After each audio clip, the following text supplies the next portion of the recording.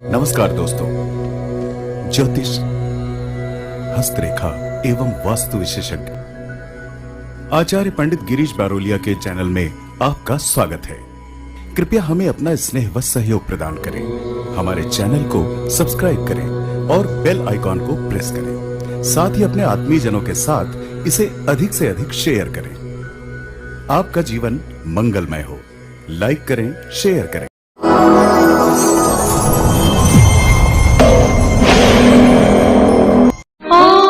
भूर्भुवस्सुः तत्सवितुर्वरेण्यं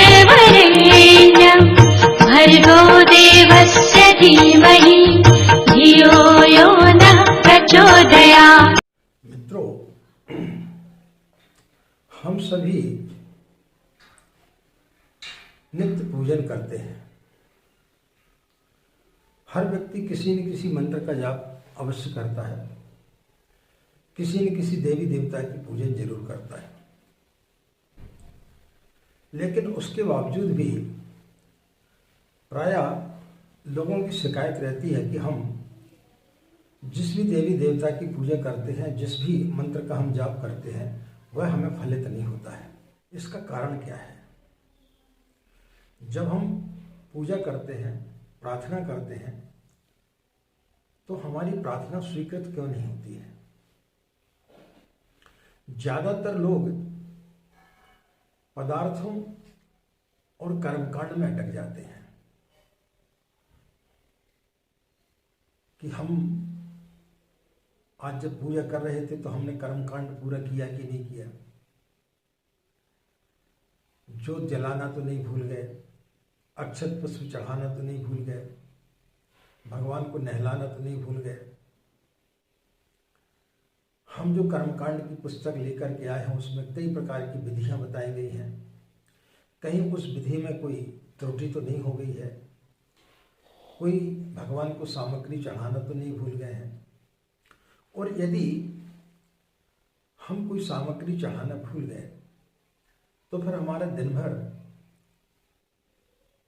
हमें ऐसा लगता रहता है कि हमारी साधना जो है वो शायद अधूरी रह गई, इसमें किसी प्रकार की कोई कमी रह गई।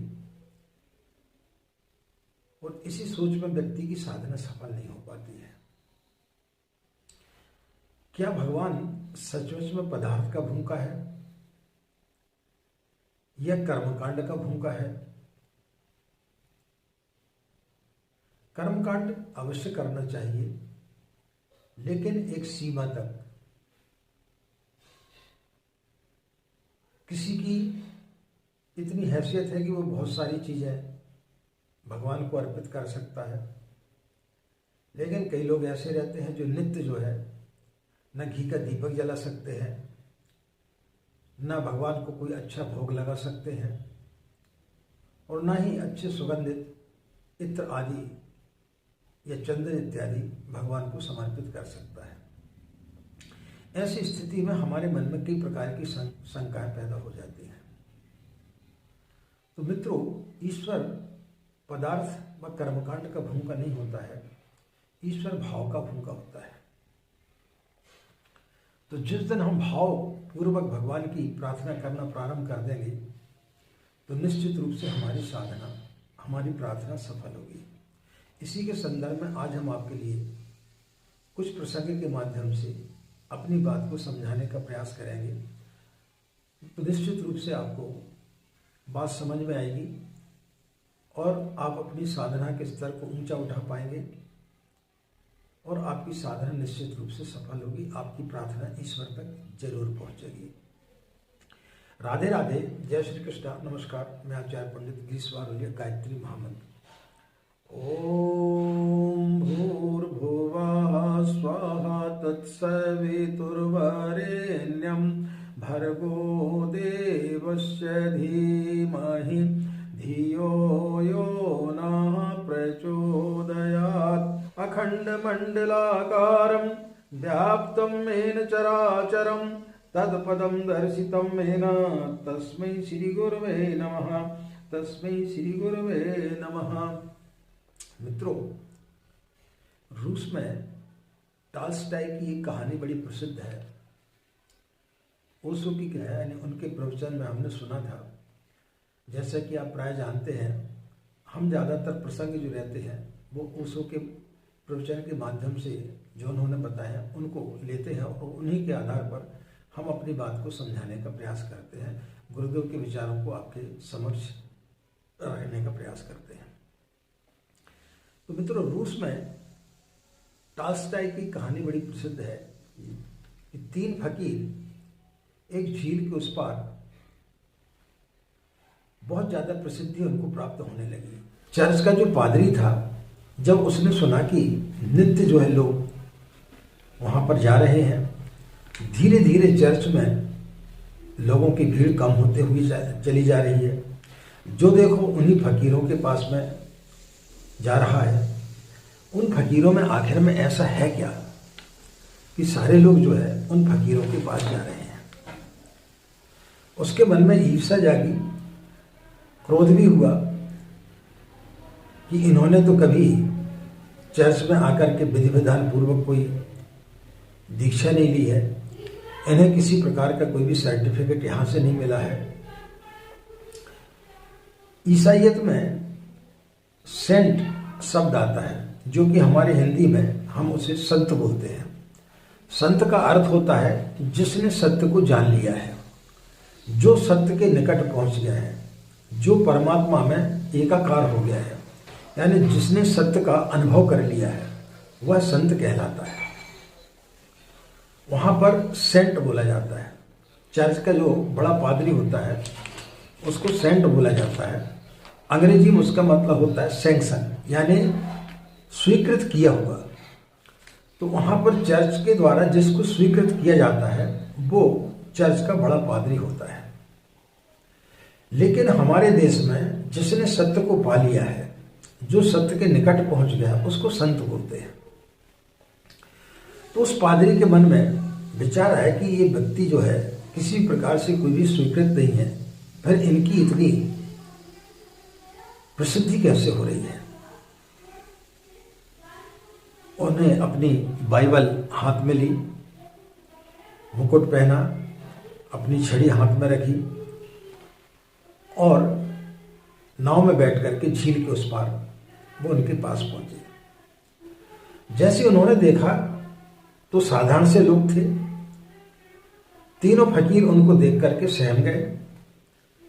वो उनके पास में गया, बोले भाई क्या बात है, आपके पास इतनी भीड़ कैसे आ रही है। वो तीनों उनके चरणों पर गिर पड़े कि महाराज आप बड़े अच्छे आ गए,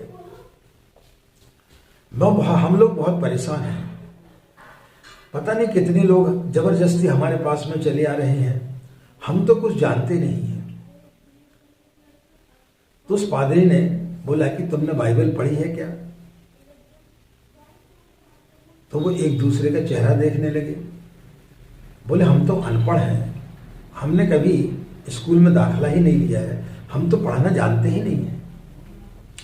अब पादरी का ईगो और ज्यादा प्रगाढ़ हुआ, अंदर से मुस्कुराया।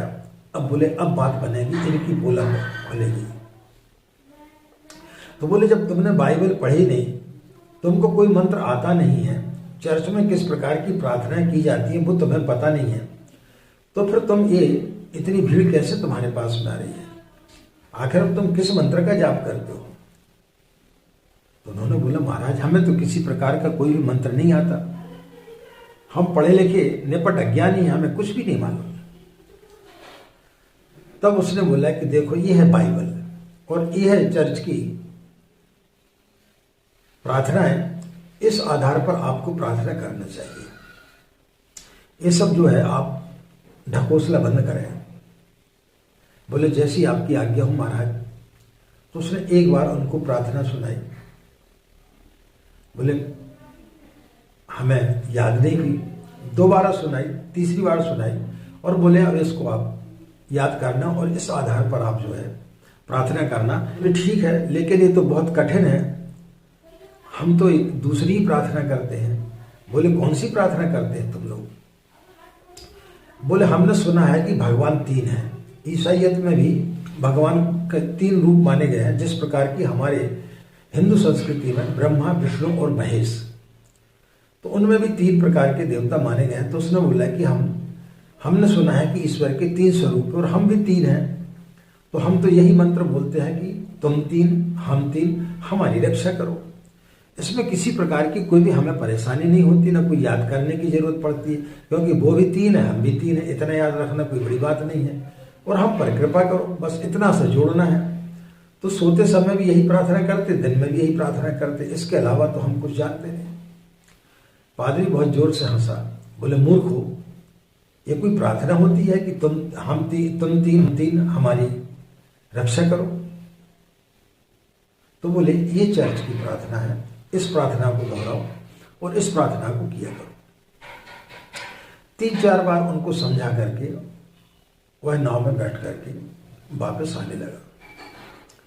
अचानक जैसे बीच में नाव पहुंची, वो देखता है, नावक भी बड़ा हैरान हुआ और वो भी हतभ्रम हो गया।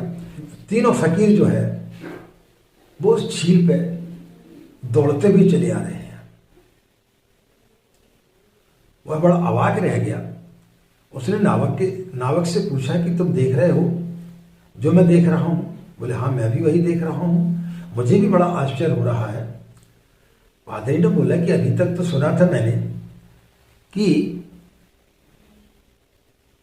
ईसा मसीह ही जो है एक बार पानी पर चले थे, लेकिन ये तीनों फकीर पानी पर दौड़ते हुए चले आ रहे हैं। जैसे वो नाव के पास में पहुंचे, बोले महाराज, बोले हम प्रार्थना तो भूल गए। ये बोलता है ऐसा नहीं ऐसा बोलना, ये बोलता है ऐसा नहीं ऐसा बोलना है, ये बोलता है ऐसा नहीं ऐसा बोलना है। अब हमें समझ में नहीं आ रहा, आपने बड़ी झंझट में पाड़ दिया हमें। हम तो सीधी सादी प्रार्थना कर रहे थे, तुम 3 हम 3 हमारी रक्षा करो, इसमें कहीं कोई दिक्कत नहीं थी। और पादरी उनके चरणों पर गिर पड़ा, बोले तुम्हारी ही प्रार्थना सही है, इसी प्रार्थना को करो और मैं भी आज से यही प्रार्थना करूंगा, क्योंकि तुम्हारी श्रद्धा और भक्ति से ये साबित हो गया है कि तुम्हारी प्रार्थना स्वीकृत हो गई है। लेकिन मैं जो प्रार्थना कर रहा हूं वो प्रार्थना अभी तक स्वीकृत नहीं हुई है। यदि मेरी प्रार्थना स्वीकृत हो जाती तो मैं भी शायद पानी पर चल सकता था, लेकिन मैं तो कभी कल्पना में भी नहीं सोच सकता। इसका सीधा सीधा मतलब है कि तुम्हारी प्रार्थना स्वीकृत हो चुकी है। उसकी आंखों से आंसू आ गए। मित्रों, जब कभी भी हम साधना करते हैं, जब भी हम गायत्री मंत्र का जाप करते हैं, जाप करते समय आप मां से प्रार्थना करें। मंत्र का उपयोग सिर्फ आप सेतु के रूप में करें और अपने भाव को मां के पास तक पहुंचाएं कि हे मां, हम तेरे पुत्र हैं, पुत्री हैं, हमें अपनी शरण में लें, हमारे कष्ट कठिनाइयों को आप दूर करें। और मां की गोद में बैठ करके भाव करें कि मां आपको सहला रही है, मां आपको दुलार रही है।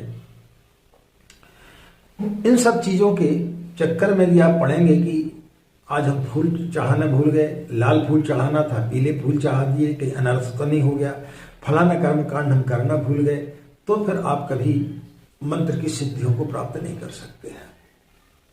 ईश्वर जो है भाव का भूखा होता है। ईश्वर ना तो किसी पदार्थ का भूखा होता है, न किसी मंत्रों का भूखा होता है। आपको कर्मकांड करना आता है, बिल्कुल करें। आपको मंत्र जाप करना आता है, बिल्कुल करें। लेकिन जो चीज जानते हुए यदि कोई गलती करता है तो वो गलत होता है। हमें कर्मकांड आता है लेकिन हम मंत्रों का जाप गलत कर रहे हैं तो वो गलत होता है।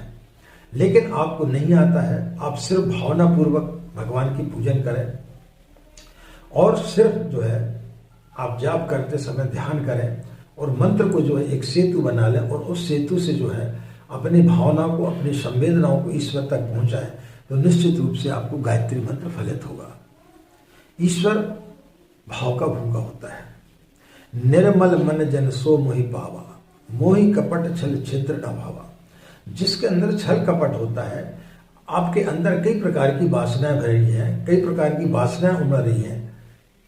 आप जब पूजन कर रहे हैं, आपके अंदर क्रोध उभर रहा है, ईर्ष्या जागृत हो रही है और आप मंत्र का कितने बड़े मंत्र का आप जाप कर लें, आपको मंत्र फलित नहीं हो सकता है। तो मंत्र जाप करते समय व्यक्ति की भावनाएं जितनी ज़्यादा निर्मल होगी उतना ही ज़्यादा आपको मंत्र फलित होगा। आशा मित्रों, आपको यह जानकारी निश्चित रूप से साधना में लाभकारी होगी। इस प्रकार से आप साधना में यदि गायत्री मंत्र की साधना करेंगे तो निश्चित रूप से आपको लाभ होगा। जितनी भी आप माला का जाप करते उस समय आप सिर्फ और सिर्फ यही ध्यान करें कि हम माँ की गोद में बैठे हुए हैं, माँ का स्तनपान कर रहे हैं, माँ हमें दुलार रही है। और जितने भाव से और जितना आप पवित्र निर्मल मन से आप करेंगे निश्चित रूप से आपको गायत्री मंत्र फलित होगा। इन्हीं कामनाओं के साथ में कि आपके दिन मंगल में हो, आप लोग खुश रहें, मस्त रहें। परम पूज्य गुरुदेव, परम वंदनीय माता जी एवं माँ गायत्री का सूक्ष्म संरक्षण आप सभी को इसी प्रकार मिलता रहे। आप सभी के अंदर बैठे परमात्मा को हमारा प्रणाम। हमें आज्ञा दें। नमस्कार। ओम शांति।